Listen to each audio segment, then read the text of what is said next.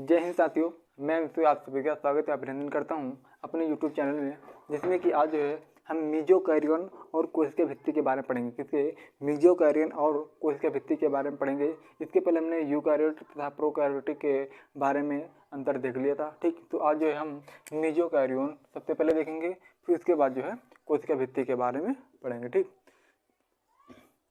तो मीजोकैरियन है, तो मीजोकैरियन ये शब्द किसने दिया था? डॉज ने। ठीक है, डॉज ने डायनोफ्लैजेलेट के लिए मीजोकैरियन शब्द दिया था। किसने दिया था?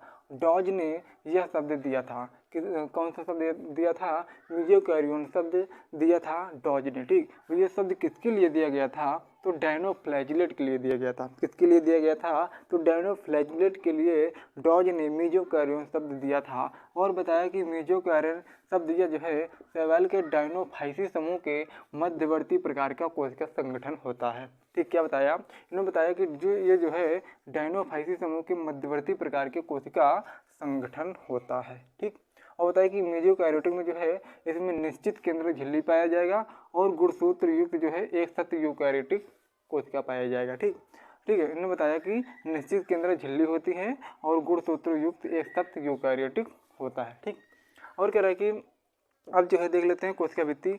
कोशिका भित्ति जो है इसकी खोज किसने की थी? तो कोशिका भित्ति की खोज रॉबर्ट हुक ने की थी। किसने की थी? तो रॉबर्ट हुक ने की थी। कब की थी? 1665 में। अब आप लोग कंफ्यूज होंगे कि कोशिका की खोज किसने की थी या और कोशिका भित्ति की खोज किसने की थी? तो दोनों ने जो है कोशिका भित्ति की खोज जो है या फिर कोशिका की खोज किसने की थी? तो रॉबर्ट हुक ने की थी। ठीक, कब की थी? 1665 में। वो भी किसमें की थी?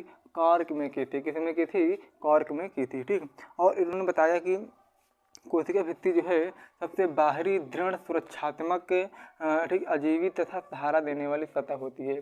कोशिका क्या होती है? उन्होंने बताया कि जो है ये कोशिका भित्ति सबसे बाहरी दृढ़, ठीक है, दृढ़ सुरक्षात्मक अजीवित तथा सहारा देने वाली सतह होती है। क्या होती है? ये जो है, ठीक है, सबसे बाहरी दृढ़ सुरक्षात्मक, ठीक, अजीवित तथा सहारा देने वाली कोशिका भित्ति होती है। ठीक, और ये बताया कि पादप कोशिका जो है यह कोशिका भित्ति कहाँ कहाँ पाया जाएगा? तो यह जो है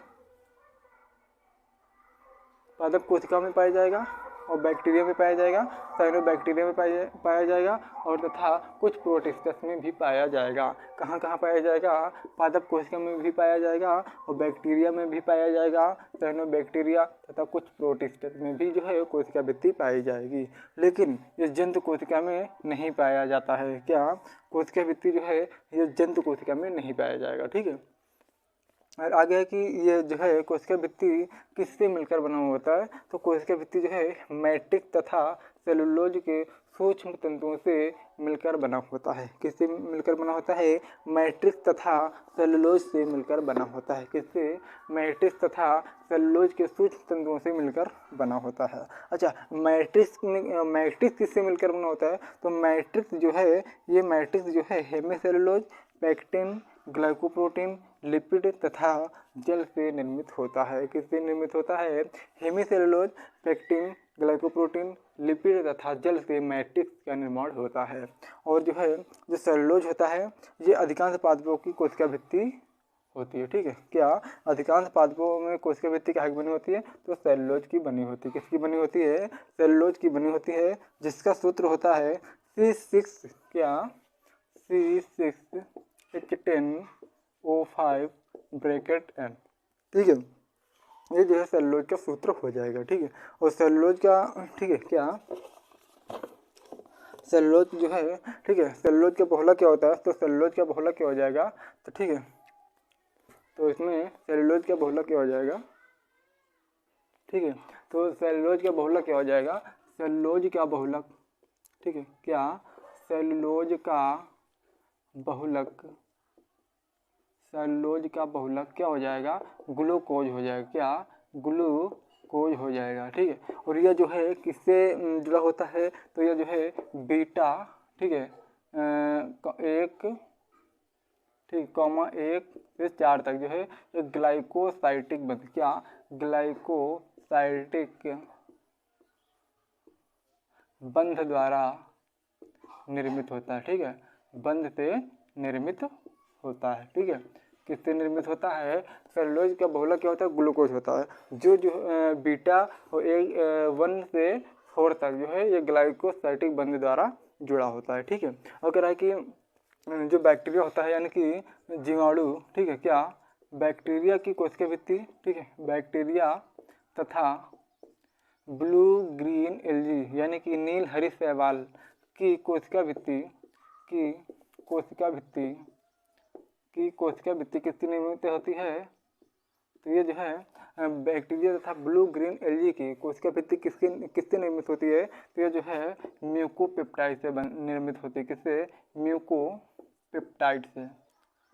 ठीक, किससे? म्यूकोपेप्टाइड से बनी होती है। ठीक है। और म्यूकोपेप्टाइड में कितने अमीनो अम्ल की शर्कराएं पाई जाती हैं? तो इसमें जो है 2 अमीनो, ठीक, क्या 2 अमीनो शर्कराएं पाई जाती हैं। कितने?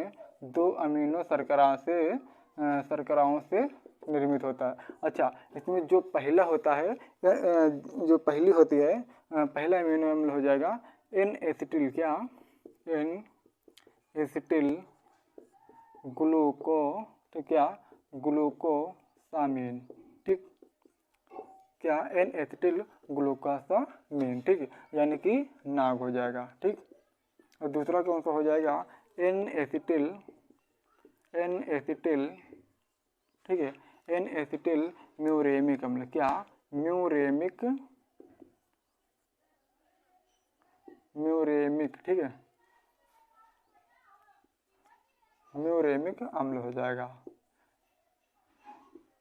यानी कि नाम। ठीक। ये जो है 2 शर्कराओं से मिलकर बना होता है। ठीक है। और कह रहा है कि जो है, ठीक है, तो आज हमने जो है कोशिका भित्ति और इसके संरचनाओं इसका रासायनिक संगठन के बारे में देखा है। अब जो है हम आगे नेक्स्ट वीडियो में पढ़ेंगे किसके बारे में? इसकी संरचना के बारे में। ठीक है, क्या कोशिका की संरचना के बारे में पढ़ेंगे। तो अगर आप लोगों को ये वीडियो पसंद आया तो लाइक एंड सब्सक्राइब करें। जय हिंद, जय भारत, वंदे मातरम।